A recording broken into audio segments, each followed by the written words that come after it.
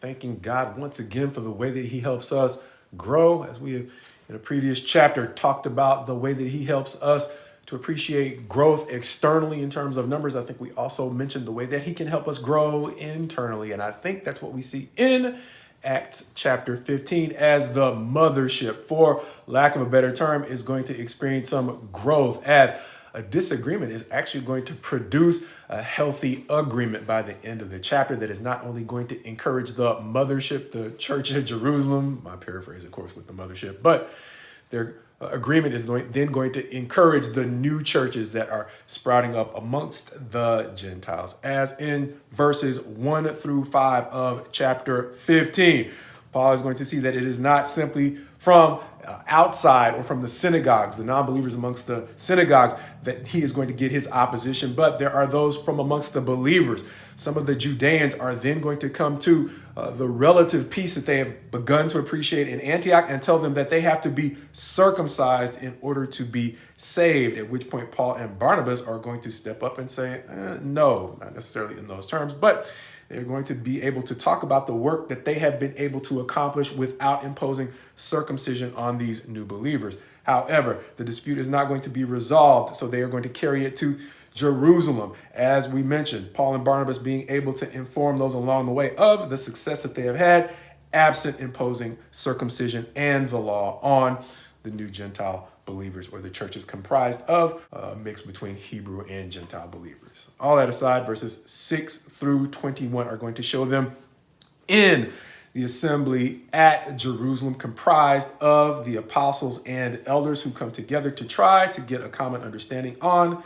this question. Understanding the dispute, Peter is going to start off by, as we mentioned in a recent sermon, talking about the way that he, not necessarily believing that the word should have gone to the Gentiles, is going to be the one God used to preach to Cornelius and his household, having the Holy Spirit fall on them while he's speaking, so it didn't have to be a matter of Peter's opinion whether or not this was an act of God. Barnabas and Saul are then going to pick up talking about, as they have along the way, talking about the growth in other places. So this is not just something that Peter cooked up. It's not a one-time thing that the Spirit might have blessed there. It's blessing the work that they are doing in Antioch and other places as well. Understanding that Barnabas and Saul together have completed their first missionary journey. And so Peter talking about the start, at least the start that he had with preaching the word to the Gentiles, and Barnabas and Saul being able to talk about the growth that it's seen in other places. James, one of the probably more staunch members from among, I don't know if he's exactly a Pharisee, but he did represent that circumcision faction within the church at Jerusalem. He's then going to step up and be like, wait a minute, I do remember something like this from the prophets, my paraphrase, of course, but what he is going to say is something that reminds us of the prophecies of Amos, who foretold that there was going to be a movement amongst the Gentiles according to God's original plan for Israel to be a light to the Gentiles. And so that's me mixing words to basically say he's essentially going to quote Amos to help them understand that what they have heard from Peter, Paul, and Barnabas is not completely unfamiliar with what the prophets told them to expect. And so they are going to reach a conclusion that in verses 22 through 35 seemed good, not just to the apostles and the elders, but the whole church, to send a letter to these churches outside of Jerusalem and presumably Judea that now involve a growing role or a growing number of Gentile believers,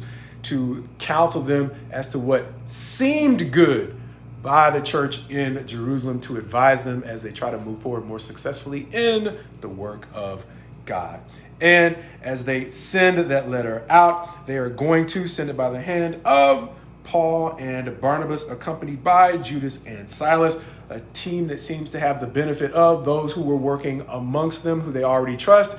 accompanied by those who come from the church at Jerusalem, who have the authority or the credibility, the backing of the church at Jerusalem to add legitimacy to the good news that Paul and Barnabas are about to bring them, that they are not going to be bound by circumcision and the law of Moses, but what we will later see described as the law of Christ. With that, verses 36 through 41 are going to show them turning to what's next. But in life, when we are able to reach agreement, that is simply one hurdle clear. The end of this chapter is going to show that after they reach this collective agreement, Paul and Barnabas are going to have their own personal disagreement as to whether or not they should take on their next missionary journey John Mark, one who left them and seemingly deserted them on the first missionary journey. As they aren't able to reach an agreement, Barnabas and John Mark are going to go one way, and Paul and Silas, I'm not sure if it's the same Silas that accompanied them from Jerusalem, but Paul and Silas are going to go another as Paul heads off on his next missionary journey. But not before this chapter reminded me of the kind of growth that the Holy Spirit provides, seemingly represented by the way that not only are they growing the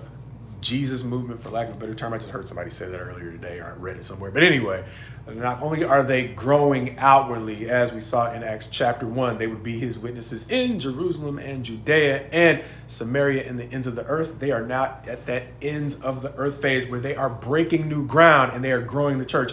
outward. But the Holy Spirit, as we said, does not consider any of us heroes. And so we are seeing simultaneous growth between the new ground that they are breaking further and further away from the mothership, Jerusalem, and the growth that they are experiencing within the mothership as they are reevaluating old ideas to find out whether or not they actually fit what God is doing now in the lives of his people. And because of that, they are able to avoid the stagnation of those who are more akin to what Paul used to do, those fixated on opposing and correcting the work of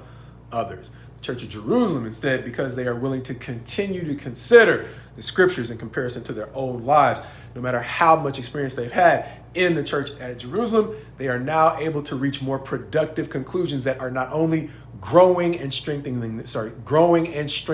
them as the mothership, but they are likewise able to better encourage, develop, and grow the churches they've had a hand in helping to start in places further and further away from Jerusalem, what we called the mothership.